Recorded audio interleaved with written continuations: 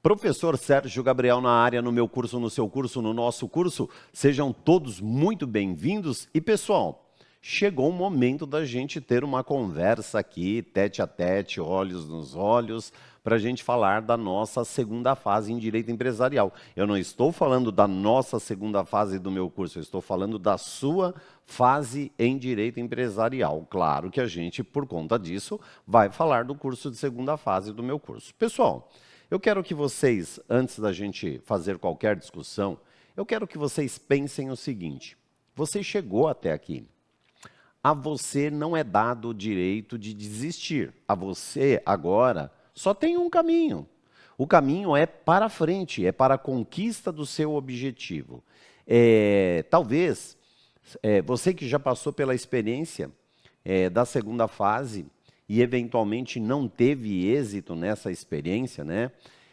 Você tem que pensar que um trabalho foi feito, um trabalho foi desenvolvido, não importa quantas vezes você tenha tentado aí a sua preparação, mas fato é que o que você fez até agora, seja quantitativamente ou seja qualitativamente, ainda não foi suficiente para a sua aprovação no exame de ordem.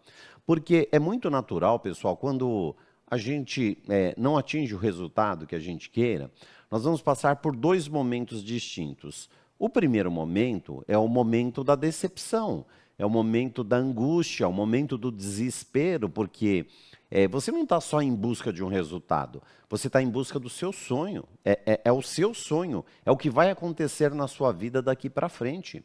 Então, consequentemente, tem esse primeiro momento, que é um momento muito difícil, que é esse dos sentimentos negativos que pairam em razão do resultado não atingido. O segundo momento, ele é um momento de reflexão, é um momento onde você começa a se questionar: onde é que eu errei? O que é que eu fiz errado? Ou alguns podem até usar aí o estado de negação, falar assim: olha, mas eu estudei toda a matéria, eu estudei todas as peças possíveis, eu fiz a leitura da legislação, mas isso não foi suficiente. Ou, como eu disse para vocês, ou o que você fez não foi suficiente qualitativamente, ou não foi suficiente quantitativamente. Então, assim, vamos passar para um terceiro estágio?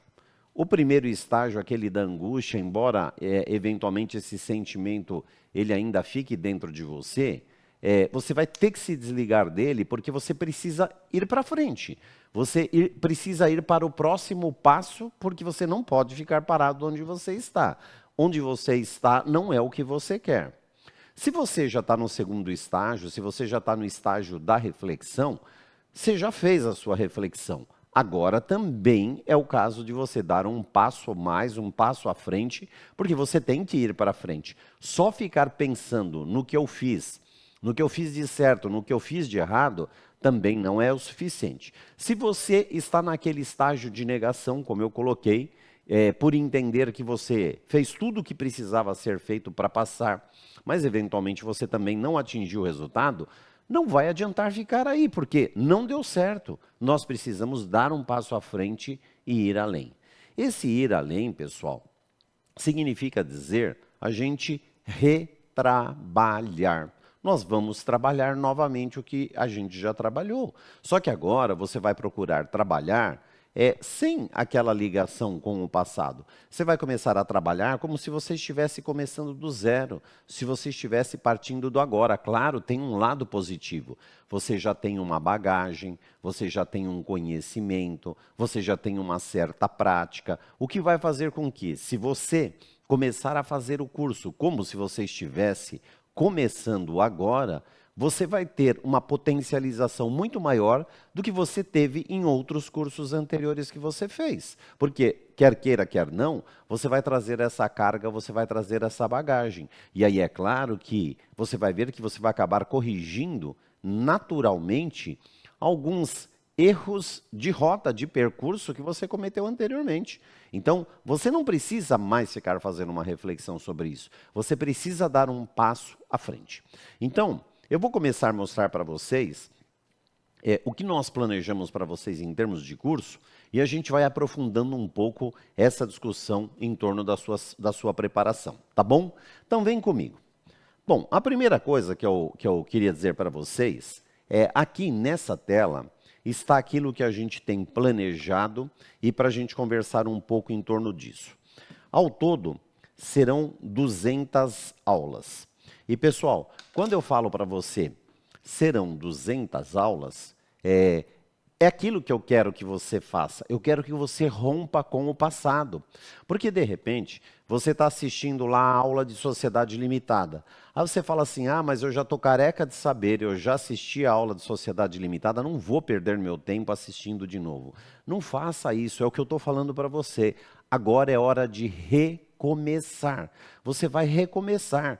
O que eventualmente você absorveu no passado só vai ser potencializado com o que você fizer agora.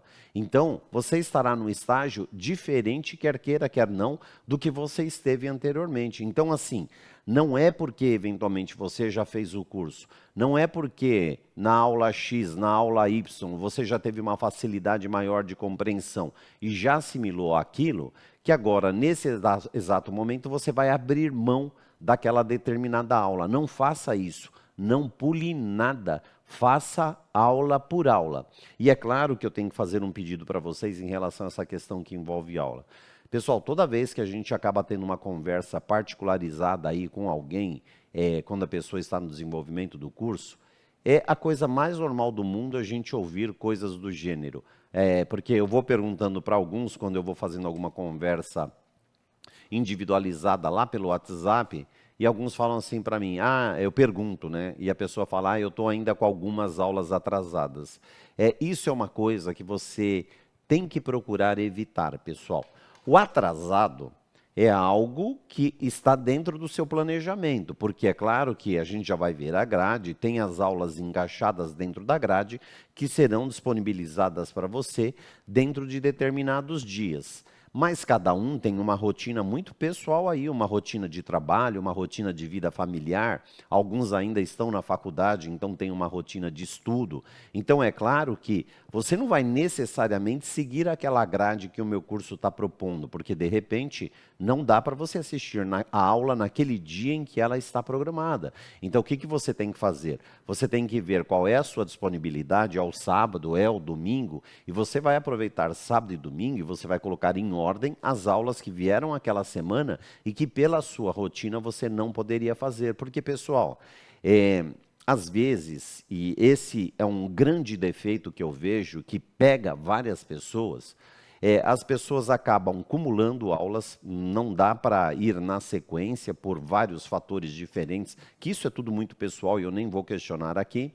Mas aí, quando chega lá naquela última semana antes da prova, aí a pessoa fala assim, agora eu vou colocar as aulas em dia. Não, isso vai gerar um choque dentro da nossa programação. Por quê?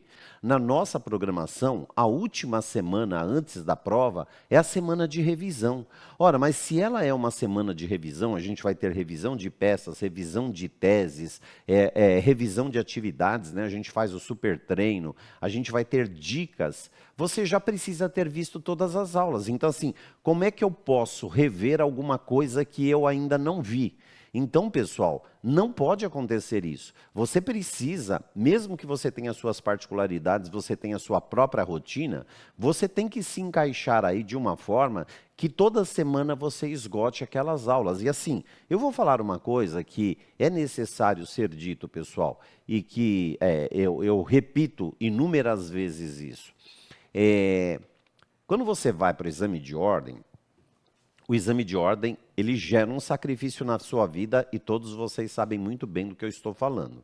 Ele vai gerar um sacrifício que ele vai fazer com que você tenha que se renunciar, que você tenha que renunciar ao lazer, você tenha que renunciar à família, você tem que renunciar aos seus prazeres, aquilo que você gosta de fazer. Mas, gente, é uma coisa que você tem que renunciar com o pensamento fixo de que você vai renunciar uma única vez.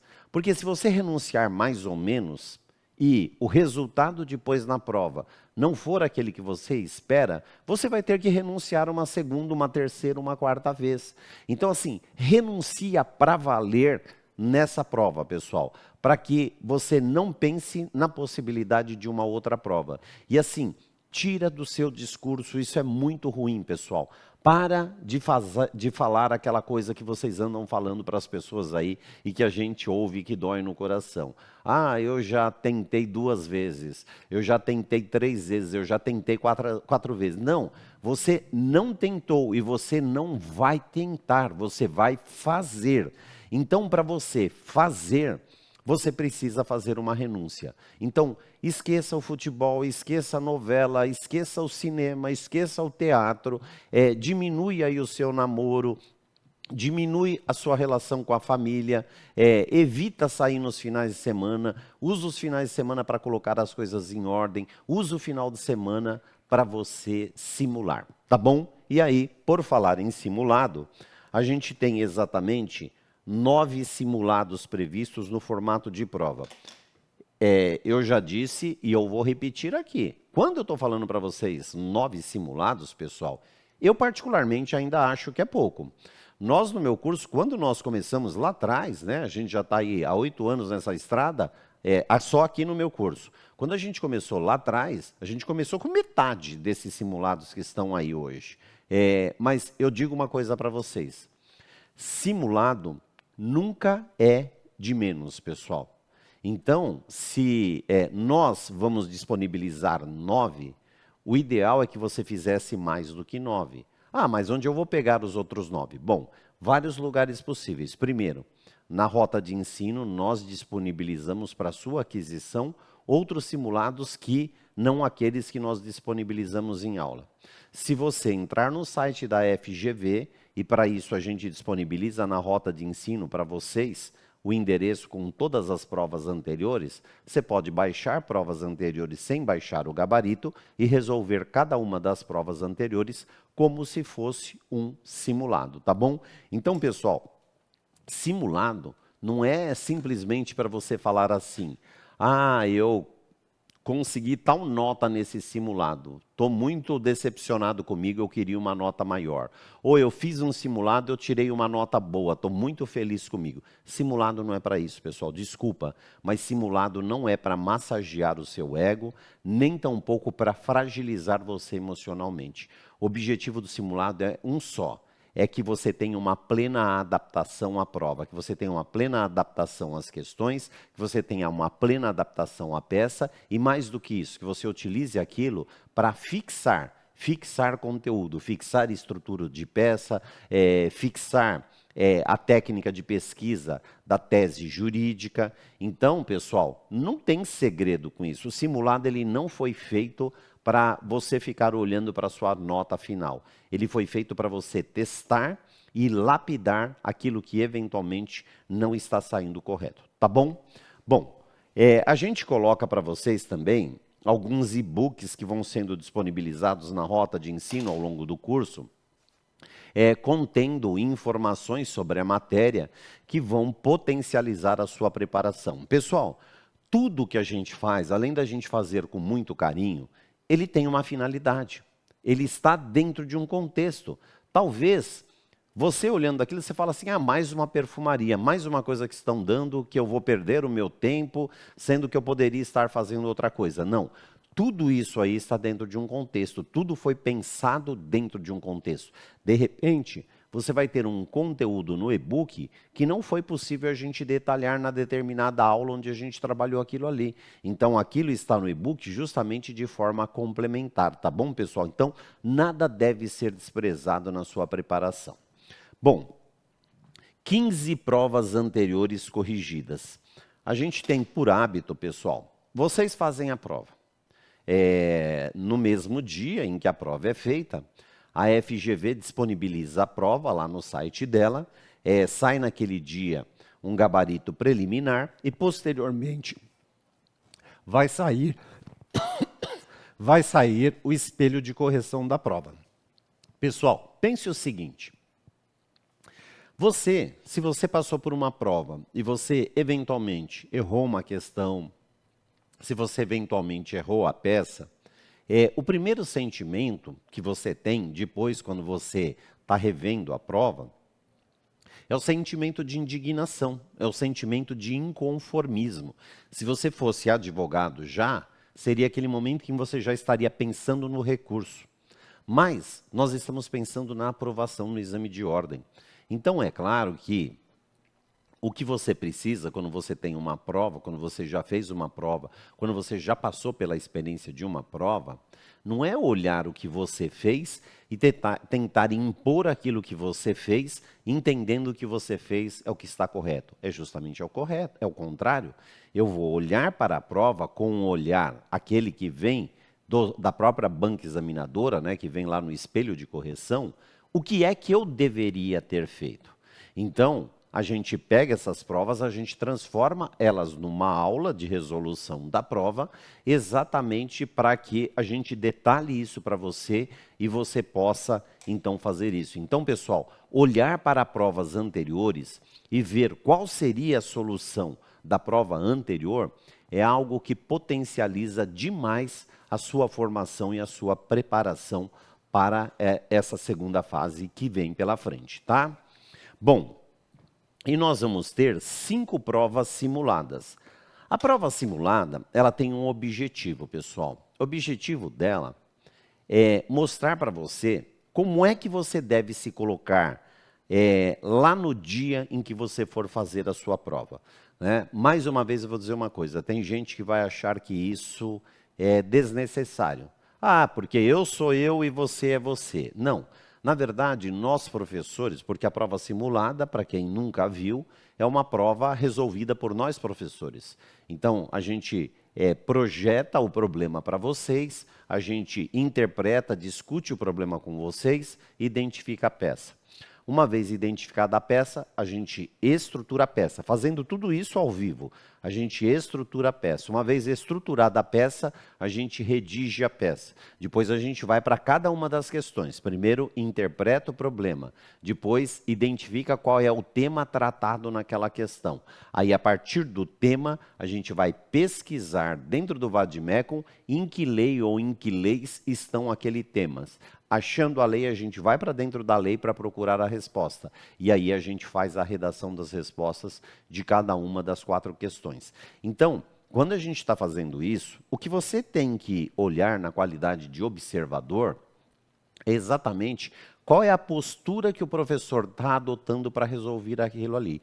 Lembra quando eu falei assim para vocês? De repente você vai dizer assim, ah, mas eu fiz tudo o que era necessário para ser aprovado na prova passada e não deu certo. Ora, então se coloque na condição de observador, quando você estiver vendo os professores fazendo a prova simulada, para ver se o que é que você poderia mudar na sua postura, no caminho que o professor achou para identificar a peça, para identificar o tema das questões, para localizar onde estão essas teses jurídicas, para estruturar a peça, para você depois fazer a mesma coisa, pessoal. Esse é o objetivo, tá?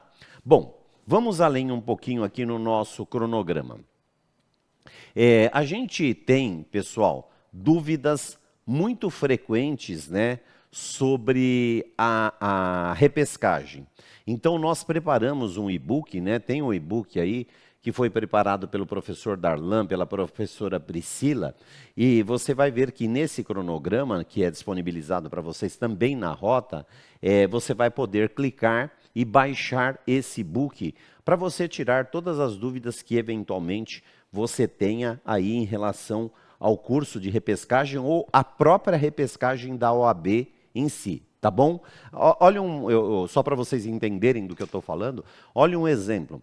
Toda repescagem, alguém vem e me faz aquela pergunta assim, eu vou precisar fazer inscrição? Sim, você vai fazer inscrição, mas sai um edital específico para a repescagem. Pessoal, eu vou lembrar que no nosso último curso de repescagem, eu nem sei ainda, não olhei quem são os alunos matriculados, mas entre os matriculados da prova passada, da repescagem passada, teve uma pessoa que não prestou atenção nessa informação de que sai um edital específico para repescagem e que você tem que fazer a inscrição para a repescagem. Não é automática, a OAB pega a informação dos que foram reprovados na segunda fase passada pela primeira vez e já leva essas pessoas para a segunda fase do próximo exame. Não, abre Primeiro um edital de inscrição, já abriu para o pessoal da primeira fase e vai abrir um edital de repescagem para o pessoal da segunda fase. Por isso que é tão importante vocês participarem do nosso grupo de WhatsApp. A gente disponibiliza, eu depois coloco aqui na tela para vocês o meu WhatsApp. A gente disponibiliza através do grupo todas as informações para vocês ficarem plenamente antenados. E quando sai o edital de repescagem, a gente também informa lá. Só que o que a gente percebe em todo o curso o número de matriculados nunca é o mesmo número de pessoas que estão no grupo. Ou seja, as pessoas que estão no grupo de WhatsApp estão em número inferior aos matriculados no curso. E, pessoal, eu até entendo isso, eu vou falar por uma questão muito pessoal minha. Eu já estou meio cansado dessa coisa de grupos de WhatsApp. Às vezes cansa um pouco. Então, de repente, a pessoa falou, eu quero focar nos estudos, então não vou entrar no grupo. Pessoal, você tem a possibilidade de ir lá e silenciar o grupo. E aí, você só passa no grupo de vez em quando, só para dar uma olhadinha se veio alguma informação útil que você precisa se atentar. O objetivo do grupo é esse, tá bom? Bom, aqui algumas informações importantes para você, né? A gente já falou das aulas, a gente já falou dos simulados para vocês, a gente já falou da prova simulada, a gente já falou dos e-books, tem um cronograma de estudos que eu já vou mostrar para vocês, tem redação de peças e questões em aula, né, que eu falei para vocês que o professor faz isso.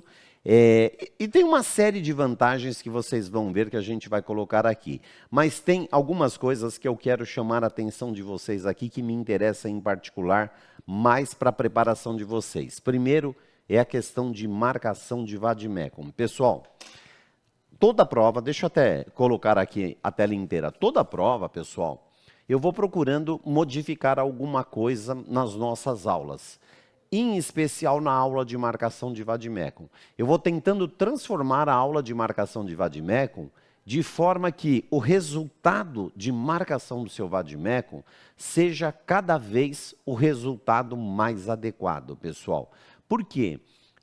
A gente não faz nada no vade-mecum que não seja permitido dentro do edital. Ou seja, a gente respeita fielmente as regras que vêm estabelecidas lá no anexo 3 do edital do exame de ordem. Então, vocês não fiquem preocupados. Tudo que a gente orientar para vocês fazerem no VAD é o que vocês podem fazer. Mas também vou pedir uma coisa para vocês. Não faça nada no seu vade-mecum que a gente não tenha dito, que a gente não tenha orientado vocês a fazerem, tá? Então, se você tem alguma dúvida de marcação de vade-mecum, porque vocês vão ter duas coisas, vocês vão ter uma aula de marcação de vade-mecum e eu ainda disponibilizo um tutorial de marcação de vade-mecum para vocês. Então, se assistindo a aula de marcação, lendo o tutorial de marcação, ainda ficou alguma dúvida, antes de fazer qualquer coisa no seu vade-mecum, fala com a gente. Vou repetir as experiências, porque as experiências nos ajudam. Uma pessoa, no curso passado, fez algumas marcações indevidas e precisou, de última hora, comprar um novo vade-mecum para não correr nenhum tipo de risco lá na prova. Então, na dúvida, pergunta, fazer só o que está no tutorial ou o que a gente diz para fazer na aula, tá? Bom, a outra coisa que eu gosto de chamar muita atenção de vocês são as chamadas peças mestras, né? Vocês vão perguntar assim, o que é isso, professor? Peça mestra, para quem eventualmente ainda não foi nosso aluno, está chegando aqui pela primeira vez, porque quem já foi aluno já ouviu a gente falar isso. Pessoal, às vezes, alguém vai chegar para você que está fazendo a segunda fase empresarial e vai dizer assim, você é louco. Mas não louco por ter escolhido o direito empresarial em si, porque essa escolha das 7 áreas é uma escolha muito pessoal e particular de alguém. As pessoas vão te chamar de louco se referindo ao número de peças. Mas, pessoal, entenda uma coisa. Na prática, nós só temos 3 tipos de peças. Eu contrario até a fala do professor Darlan, porque o professor Darlan vai dizer que a gente tem 4, eu vou dizer que a gente tem 3. Por quê? Quando a gente fala de peça mestra, nós estamos falando ensinar a vocês a estrutura de uma peça. E só tem 3 estruturas possíveis, pessoal. Ou nós estamos falando de uma petição inicial, ou nós estamos falando de uma petição intermediária, ou nós estamos falando de uma peça de recurso. Então, são 3 estruturas possíveis. O que muda é o recheio dessas peças. E aí, o objetivo das nossas aulas é justamente no sentido de mostrar para você, primeiro, identificar qual é o recheio possível para aquela peça e, consequentemente, como é que eu desenvolvo aquela determinada peça. Tá bom? Bom, próxima coisa importante para a gente falar. No cronograma que vocês estão recebendo, tem um índice temático. Vocês estão vendo que nesse índice temático tem vários temas e são temas que a gente vai trabalhar nas aulas. E aí, algumas particularidades sobre esses temas, pessoal. São 2 páginas de índice temático. Algumas particularidades sobre esses temas. A primeira delas existe, pessoal, no exame de ordem, uma estatística de probabilidade. Ou seja, a gente pega as provas cumuladas anteriores e a gente extrai um cenário. A gente sempre faz isso, pessoal. E a gente faz um cenário com projeções diferentes para tentar chegar a um resultado. Então, por exemplo, a gente pega as 5 últimas provas para ver qual é a tendência em peça, qual é a tendência em temas de direito material. Bom, fora isso, a gente amplia, pega uma segunda amostra com as últimas 10 provas, verifica qual é a tendência de peça, qual é a tendência de direito material. Por que a gente faz isso? Para a gente verificar se, porventura, a banca vem mudando as opções dela. E aí, consequentemente, a gente consegue fazer um trabalho de orientação com vocês, que é um trabalho um pouco mais preciso. E aí, esse índice de temas aí que vocês estão vendo, né? Ele vai seguindo, tem vários. Esses temas são temas que vão ser trabalhados em aula. Eles vão virar um cronograma. E aí vocês estão vendo aqui, ó. Resultado final foi publicado no dia 31 de outubro e agora a gente vai fazer uma programação de aulas e vocês estão vendo uma programação de aulas já estabelecida a partir de segunda-feira. Então vocês estão vendo aqui, ó, que na segunda o professor Darlan faz uma aula de abertura e, consequentemente, existe uma aula de estratégia de estudo com a professora Priscila. Eu faço o mapa de área com vocês, né, na nossa área de empresarial, e aí começam as aulas na sequência, pessoal. Olha aí, ó. Teoria Geral do Direito Empresarial, que é comigo, formas individuais de atividade empresarial com a professora Tati, já vai ter o primeiro estudo, toda semana a gente vai ter atividade. Depois, uma aula de sociedade simples com a professora Tati, sociedade limitada comigo, estabelecimento empresarial com a professora Tati, sociedade anônima comigo, já vem um simulado. Então, pessoal, vocês estão vendo que essa é a programação. Vai seguindo essa programação que vocês estão vendo no cronograma. Foi aí que entrou aquela minha palavra para vocês, que você precisa se organizar dentro da sua condição. Como é que você faz para não transferir o conteúdo de uma semana para outra? Eu não preciso, como eu falei para vocês, eu não preciso que você necessariamente assista a aula da segunda-feira na segunda-feira, a aula da terça na terça, porque é o que eu falei, nós também temos que respeitar a particularidade de vocês. Mas você tem que procurar se programar para não passar conteúdo de uma semana para outra. Por quê? Lembra daquilo que eu falei? Eu vou lá para o fim no cronograma, pessoal. Então, a gente vai ter todo esse cronograma, essa sequência. E aí, nós vamos chegar na última semana, pessoal. Nós vamos chegar na última semana, que é a semana da prova. Então, nós vamos ter revisões nessa semana da prova. A gente vai ter o Detona nessa semana da prova. Então, é claro que se ela vai ser uma semana de revisão, a gente precisa que vocês cheguem nessa semana com todo o conteúdo absorvido, para que a revisão faça um sentido e ela seja produtiva. E, pessoal, não vai se limitar a isso que nós estamos falando. Não é apenas aulas e o material de aulas que vocês vão receber. Olha uma coisa, no material de aula, que são os slides, quando é uma aula que a gente trabalha peça ou peças, porque tem aula que a gente vai trabalhar mais de uma peça, Nós colocamos um modelinho de peça no slide, onde a gente trabalha detalhadamente aquela peça com vocês. O que é que vocês farão? E essa é uma sugestão, uma técnica que eu coloco de forma específica para o direito empresarial. Monte um caderno de peça, pessoal. Pegue aquele modelinho de peça que está no slide daquela aula que você fez naquela semana e transcreva aquela peça. Porque quando você está transcrevendo, você está assimilando de uma forma mais fácil a estrutura daquela peça.